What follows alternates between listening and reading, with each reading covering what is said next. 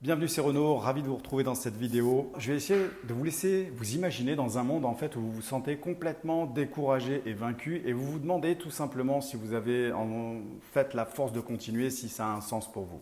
Et maintenant, vous allez imaginer que pendant cette période, vous allez rencontrer un sage qui va vous offrir une perspective inspirante sur justement la persévérance et la résilience. Cette histoire, elle va vous rappeler que même pendant les périodes qui vont être les plus difficiles, tout ça c'est important pour votre croissance et votre succès à long terme. Préparez-vous à être inspiré par l'histoire qui va suivre, c'est l'histoire de la fougère et du bambou.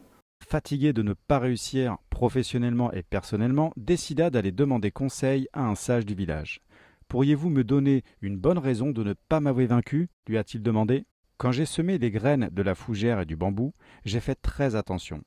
La fougère a grandi très vite. Son vert brillant a recouvert le sol, mais la graine de bambou n'a rien donné.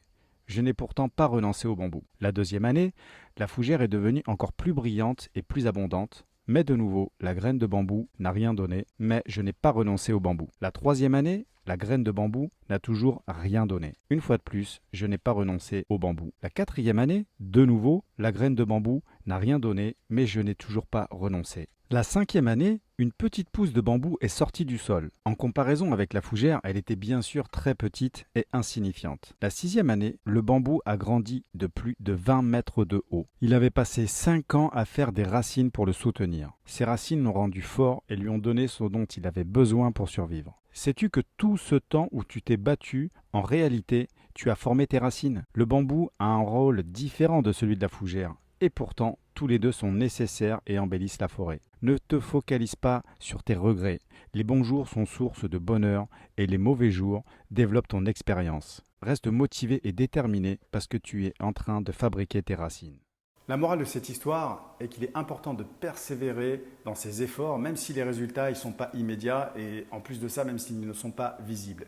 Il est important de ne pas se décourager lorsque les choses ne se passent pas comme prévu et de continuer à travailler dur pour atteindre nos objectifs. De toute manière, les choses, elles ne se passent rarement comme prévu. Comme le bambou, il peut être nécessaire de passer du temps à se développer avant de pouvoir prospérer. Il est important de se rappeler que toutes les expériences, qu'elles soient bonnes ou qu'elles soient mauvaises, elles contribuent à notre croissance et à notre développement. Je ne vais pas vous garder plus longtemps dans cette vidéo. Je vous invite simplement à vous abonner pour ne pas rater les suivantes. Pourquoi pas mettre un petit commentaire ou un petit like. En attendant, je vous souhaite tout le bonheur du monde.